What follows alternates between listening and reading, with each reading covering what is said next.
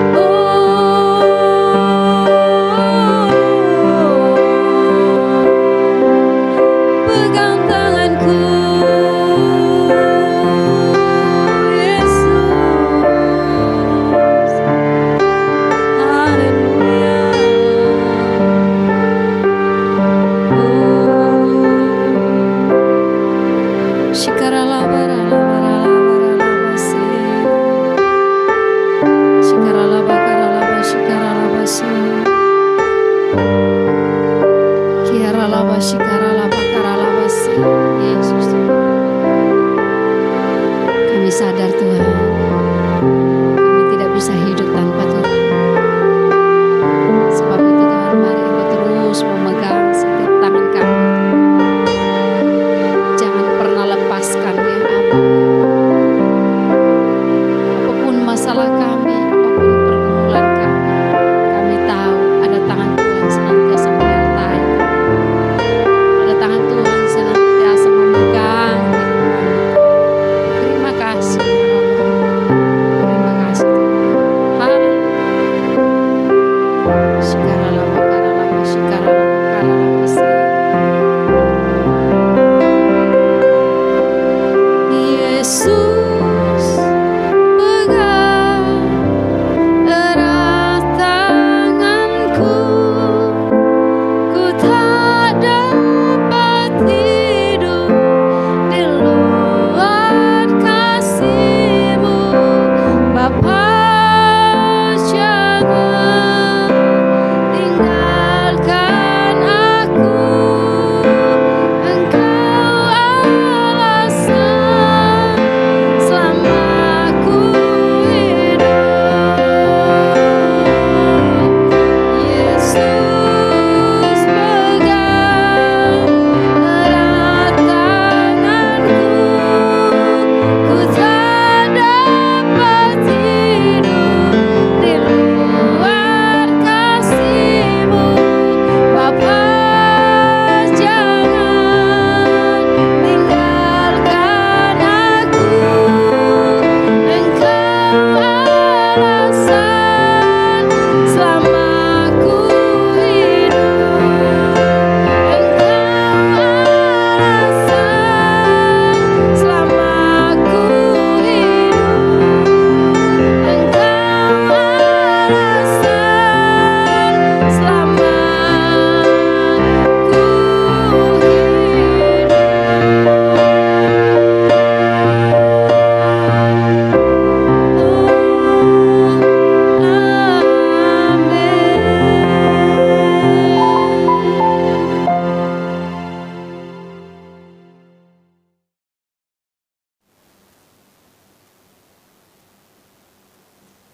Mari kita berdoa. Allah Bapa pencipta langit dan bumi, Allah yang kami sembah muliakan di dalam Kristus Yesus Tuhan, Firman yang menjadi manusia, Juru Selamat kami yang hidup. Kami bersyukur bahwa atas perkenanan-Mu saat ini kami akan merenungkan kebenaran firman-Mu setelah kami memuji dan memuliakan nama-Mu. Ya Roh Kudus, tuntunlah kami semua. Urapi kami supaya kami boleh mengerti kebenaran firman-Mu. Dan yang terutama oleh pengurapan-Mu pula, kami disanggupkan untuk melakukan firman-Mu dalam kehidupan kami. Bersabdalah, kami telah siap ditabur benih kebenaran firman-Mu. Dan pemberitaan kebenaran firman-Mu ini hanya boleh jadi di dalam satu nama-nama yang berkuasa, nama Yesus Kristus Tuhan, nama yang olehnya kami diselamatkan. Dalam nama itu kami berdoa. Haleluya. Amin. Puji Tuhan. Shalom Bapak Ibu Saudara yang terkasih di dalam Tuhan Yesus. Tiba saatnya kita akan merenungkan kebenaran firman Tuhan setelah kita memuji dan memuliakan Tuhan. Firman Tuhan yang kita akan renungkan bersama-sama pada saat ini terambil dari Injil Lukas pasal 8 ayat 40 sampai ayatnya yang ke-56. Injil yang ditulis oleh Lukas pasal yang ke-8 ayat 40 sampai ayat 56. Judul perikop oleh Lembaga Alkitab Indonesia yang menerjemahkan sekaligus menerbitkan Alkitab ini, yaitu Yesus membangkitkan anak Yairus dan menyembuhkan seorang perempuan yang sakit pendarahan.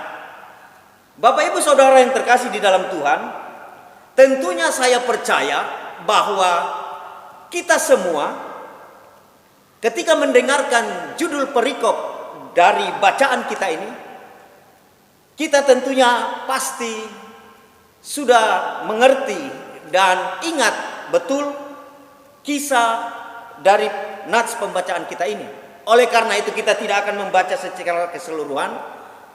Kita akan melihat satu persatu dari ayat-ayat ini secara bagian per bagian. Namun sebelumnya, untuk mengingatkan tentang kisah dalam bacaan kita ini, sedikit saya mau mengisahkan secara singkat. Jadi dalam pembacaan kita ini ada dua tokoh yang disebut di sini, yaitu Yairus dan seorang perempuan yang sakit pendarahan. Khususnya kita akan belajar melalui kehidupan Yairus, dan 3 perkara kita akan pelajari pada saat ini untuk menjawab pertanyaan bagaimana sikap kita saat kita berada dalam pergumulan yang berat. Bagaimana kita menyikapi, bagaimana kita bersikap ketika kita ada di dalam masalah yang pelik yang sedang mendera kehidupan kita.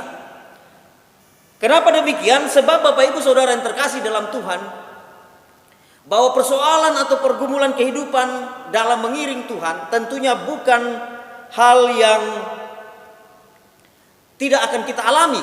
Dan memang firman Tuhan tidak pernah juga menjamin kepada kita bahwa ketika kita ikut Tuhan, kita tidak akan mengalami persoalan. Bahkan kalau kita baca di dalam surat Yakobus, jelas dikatakan bahwa melalui persoalan, melalui pergumulan kehidupan, iman kita boleh juga dibangun. Dan pada saat ini kita akan melihat bagaimana kita menyikapi atau kita bersikap ketika kita ada di dalam pergumulan berat berdasarkan kisah seorang yang bernama Yairus.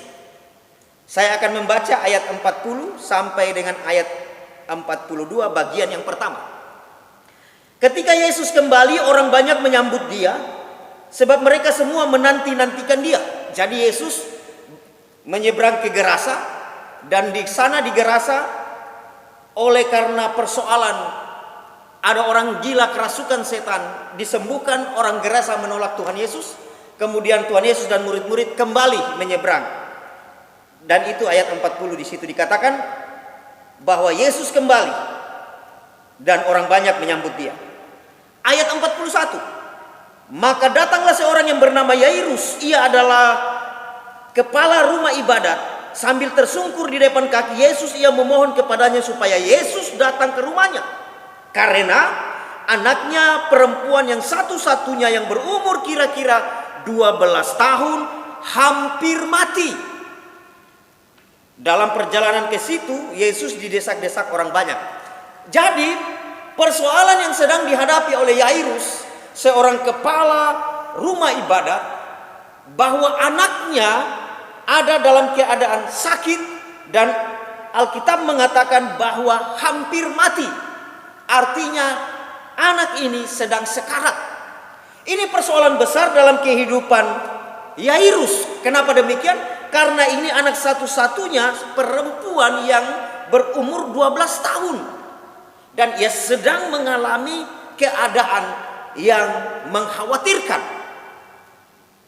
Dan sebagaimana tadi saya katakan di awal bahwa kita akan belajar 3 sikap bagaimana kita merespon ketika kita ada dalam persoalan pergumulan.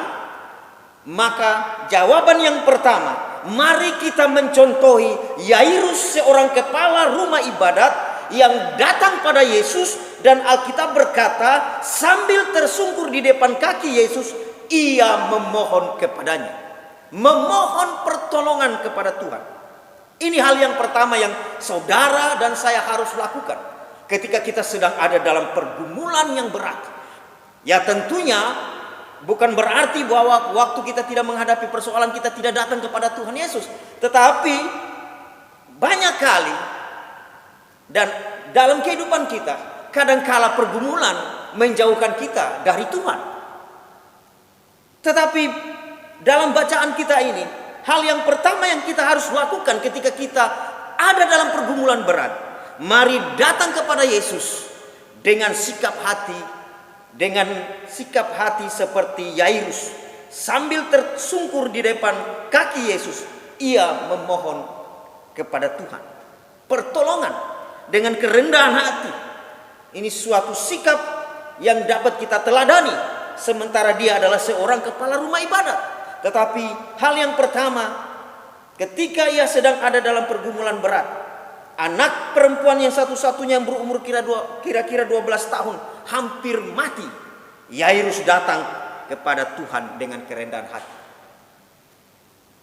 Bapak Ibu Saudara yang terkasih, sikap hati yang pertama ini yang ditunjukkan oleh Yairus sejalan dengan Matius pasal 11 ayat 28. Yesus berkata, "Marilah kepadaku semua yang letih lesu dan berbeban berat, aku akan memberi kelegaan kepadamu."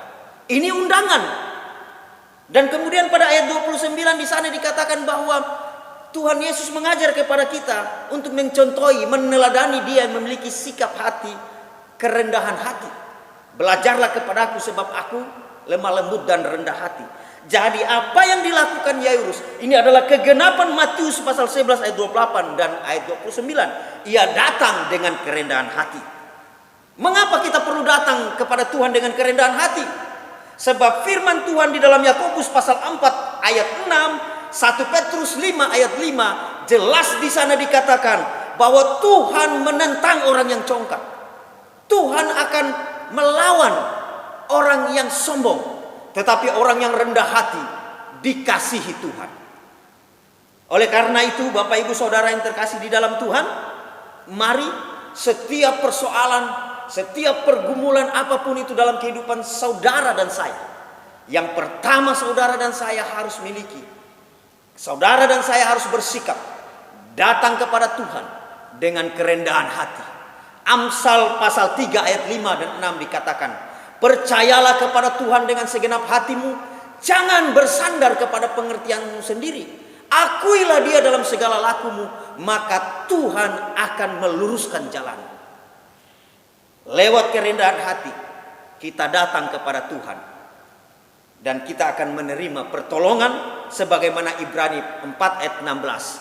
Menerima pertolongan pada waktunya. Itu hal yang pertama yang harus kita lakukan ketika kita ada dalam pergumulan yang berat, sebagaimana Yairus, kepala rumah ibadat ini. Hal yang kedua, bagaimana sikap kita saat berada dalam pergumulan yang berat? Yang kedua adalah bersabar. Kita lanjutkan pada pembacaan bagian yang kedua ayat 43 sampai ayat 47. Demikian firman Tuhan.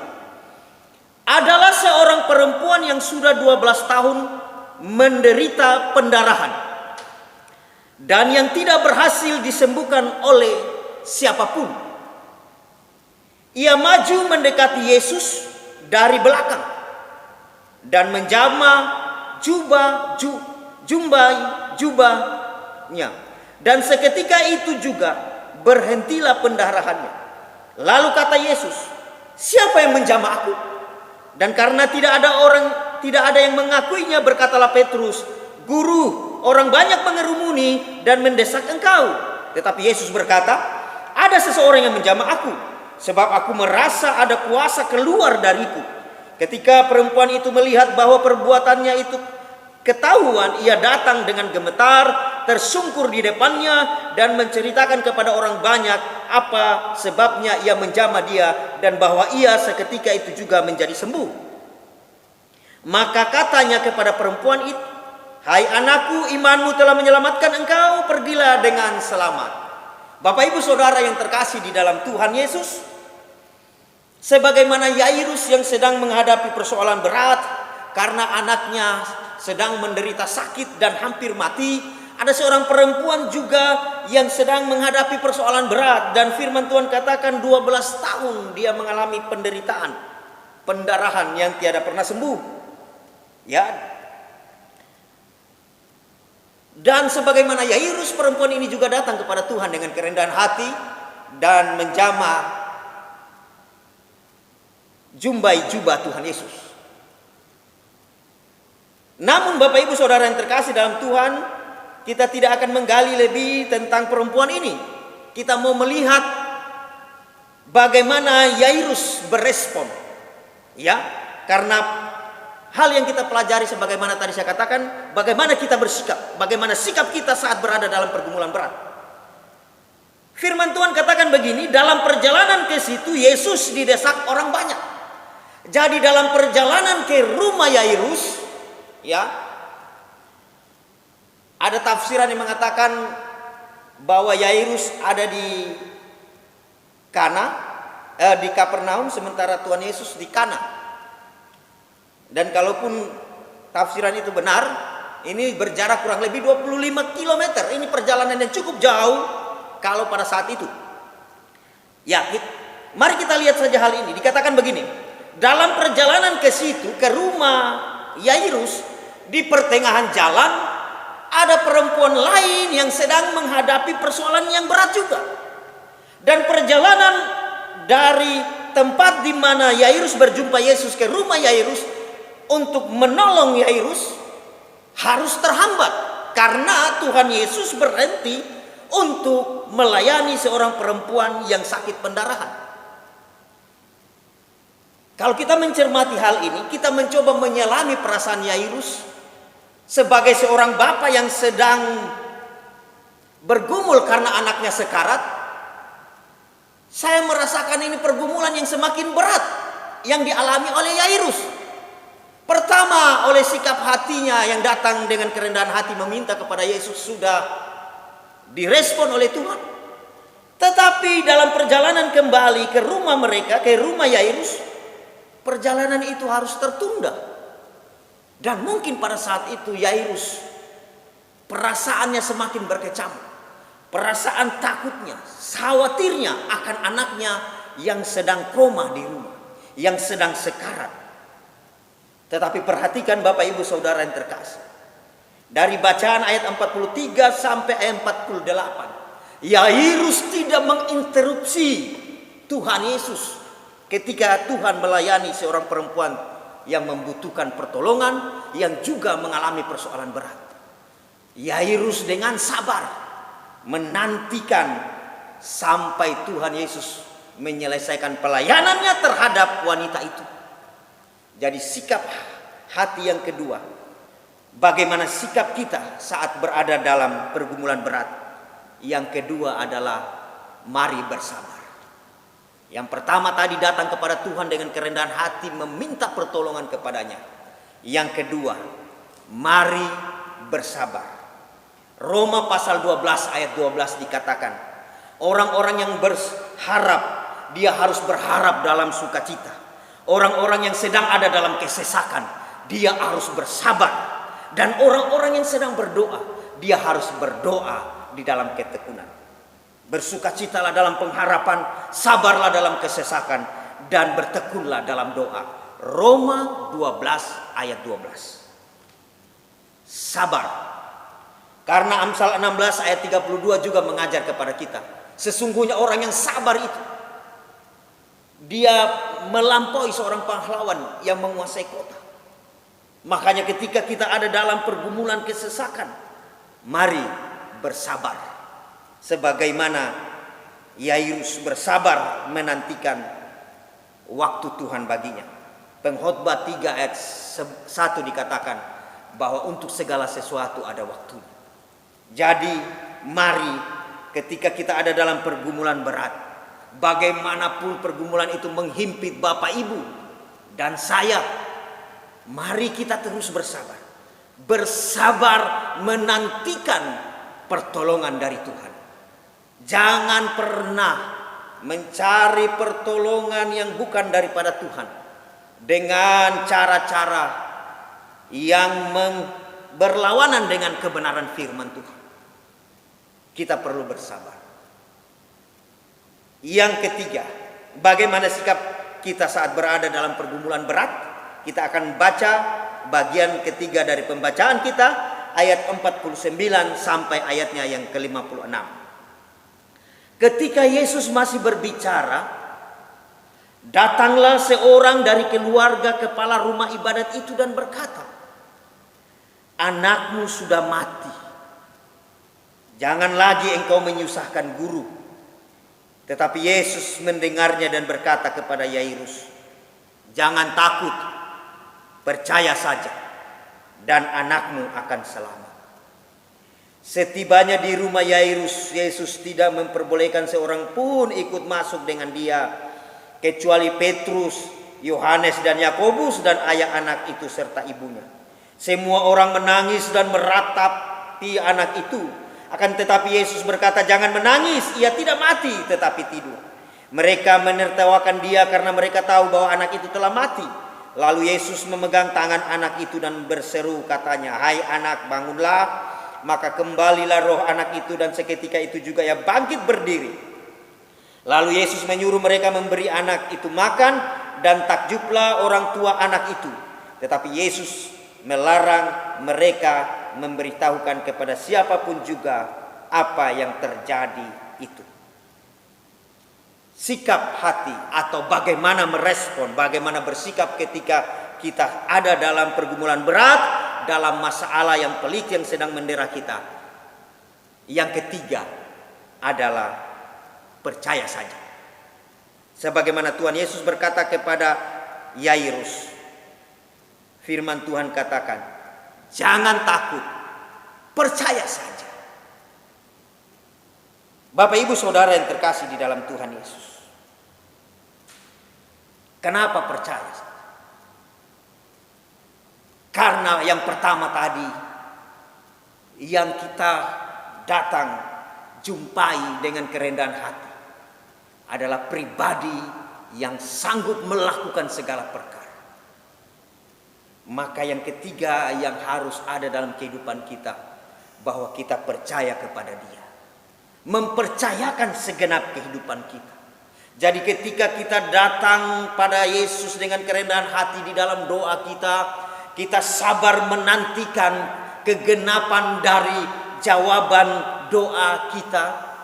Kita harus tetap ada dalam sikap hati yang percaya kepada Dia.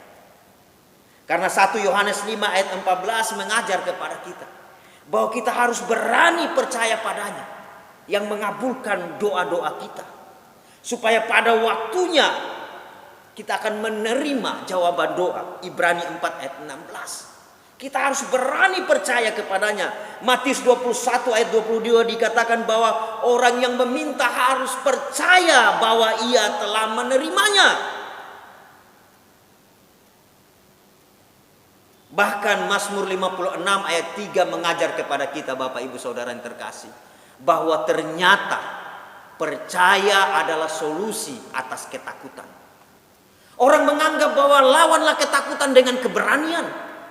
Tetapi Alkitab mengajar kepada kita bahwa solusi, jawaban atas ketakutan, kekhawatiran dalam kehidupan kita adalah percaya kepada Dia.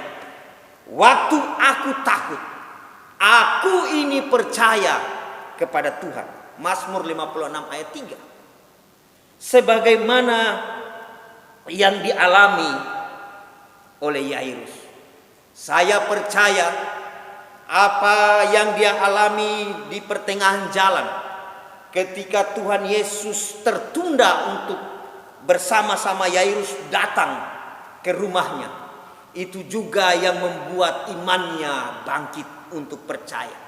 Ketika ia melihat bahwa seorang perempuan yang sudah 12 tahun pendarahan hanya menjamah ujung dari jubah Tuhan Yesus, jumbainya, dia sembuh.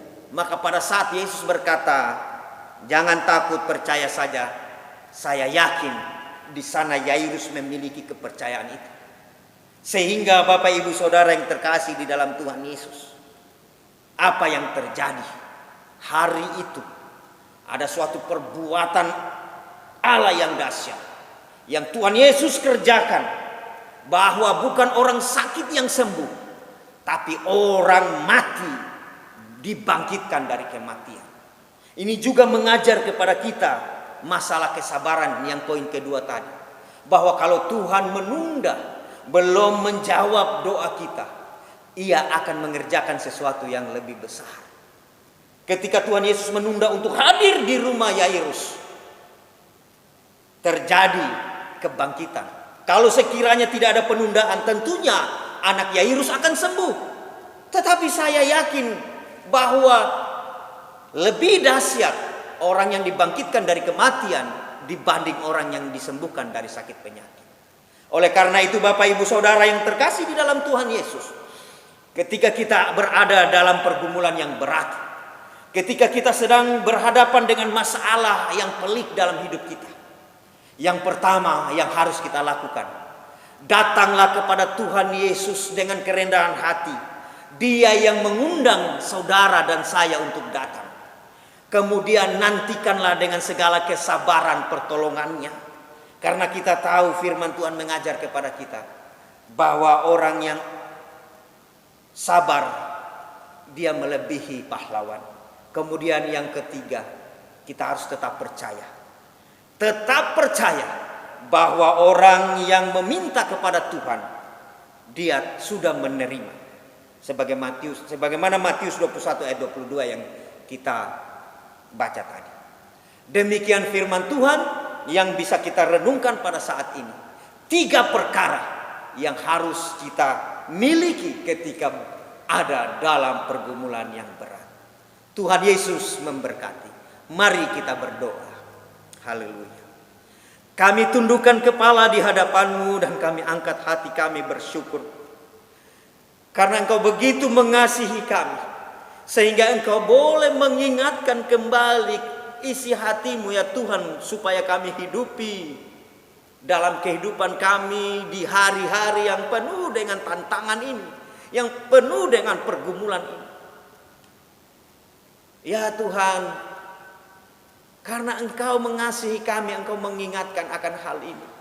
Bahwa biarlah setiap kami yang sedang ada dalam pergumulan berat, yang sedang diperhadapkan dengan persoalan-persoalan dalam kehidupan ini, biar kami datang kepadamu dengan kerendahan hati, berseru di dalam doa sebagaimana Tuhan ajar kepada kami. Dan dengan segala kesabaran kami menanti-nantikan waktu Tuhan. Karena Engkau yang berfirman bahwa setiap orang yang ada dalam pengharapan harus berpengharapan dalam sukacita. Orang yang ada dalam kesesakan ia harus bersabar, dan orang yang berdoa mesti berdoa dengan tekun. Dan hari ini juga mengajarkan kepada kami untuk tetap percaya. Sebab bagimu tidak ada yang mustahil. Dan bagi kami yang percaya kepadamu pun akan berlaku hal itu. Tidak ada yang perkara yang mustahil. Kami sudah merenungkan kebenaran firman-Mu ini Tuhan. Materaikanlah di hati kami. Supaya kami tetap selalu terikat kepadamu. Kami sadar sungguh bahwa di luar Engkau kami tidak dapat melakukan barang sesuatu apapun. Tuhan, ini kami mohon kepadamu, biarlah firman-Mu ini menjadi kelakuan dalam kehidupan kami. Terima kasih Tuhan. Pada saat ini tak lupa kami mau berdoa bagi setiap umat Tuhan yang sedang ada dalam pergumulan.